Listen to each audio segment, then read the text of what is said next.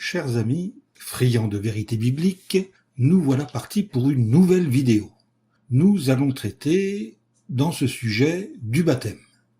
Allez, je vous sens impatient, alors c'est parti.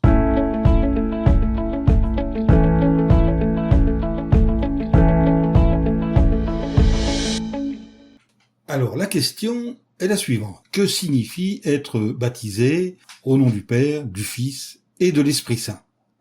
Jésus a donné cette instruction.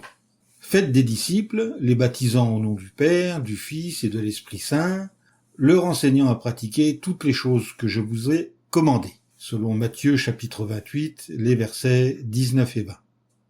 L'expression « au nom de » emporte l'idée de reconnaître l'autorité que détiennent le Père et le Fils, la position que chacun d'eux occupe, ainsi que le rôle de l'Esprit Saint. Par exemple, l'apôtre Pierre dit à un homme infirme de naissance « Au nom de Jésus-Christ, le Nazaréen marche », selon le livre des Actes, chapitre 3, verset 6. On comprend clairement que par ces mots, Pierre reconnaissait l'autorité de Jésus et lui attribuait cette guérison miraculeuse. Le Père désigne Jéhovah, bien sûr. Comme il est notre Créateur, celui qui donne la vie et le Dieu Tout-Puissant, c'est lui, Jéhovah, qui détient l'autorité absolue, selon Genèse chapitre 17, verset 1, ou encore Révélation chapitre 4, verset 11.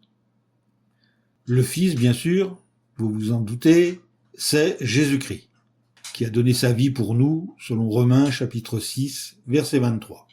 Nous ne pouvons pas obtenir le salut sans reconnaître et accepter le rôle clé de Jésus dans le projet de Dieu pour l'humanité, selon Jean chapitre 14, verset 6, Jean chapitre 20, verset 31, et d'autres. Alors, l'Esprit Saint. L'Esprit Saint, c'est la force agissante de Dieu, ou sa puissance en action. Dieu a utilisé son Esprit Saint pour créer, pour donner la vie, pour transmettre des messages à ses prophètes et à d'autres personnes, et donner à ses serviteurs la puissance dont ils avaient besoin pour exécuter sa volonté. Selon Genèse, chapitre 1, verset 2, ou encore Job, chapitre 33, verset 4. Dieu a aussi utilisé son Esprit Saint pour inciter les rédacteurs de la Bible à mettre ses pensées par écrit, comme nous pouvons le lire en 2 Pierre, chapitre 1, et au verset 21. Alors, pour qu'un baptême soit valide, il faut qu'il remplisse certaines conditions. Premièrement, il faut qu'il soit prononcé au nom du Père. Cela implique donc que la personne baptisée connaisse le nom de Dieu et sa signification. Et également, parce qu'elle considère Jéhovah comme leur Père céleste, celui à qui elles doivent la vie et qu'elles se soumettent à sa souveraineté.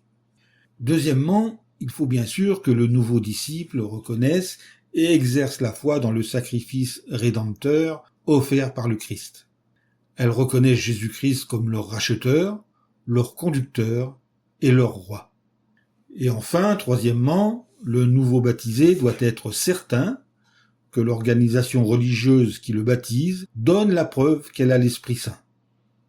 Comment? Eh bien, en préservant la paix et l'unité, selon Éphésiens, chapitre 4, verset 3. Elles acceptent de laisser l'Esprit de Dieu, sa force agissante, influencer leur vie, ce qui montre qu'elles se sont fait baptiser au nom de l'Esprit Saint. Pour conclure, si on examine les textes de la Bible, nous ne trouvons rien qui nous explique que la personne qui vous plonge dans l'eau prononce une formule rituelle en levant la main au ciel et en disant « Je te baptise au nom du Père, du Fils et du Saint-Esprit ». Relisez le baptême de l'eunuque éthiopien, relisez le baptême de Jésus. Aucune parole rituelle n'est prononcée au moment de l'immersion.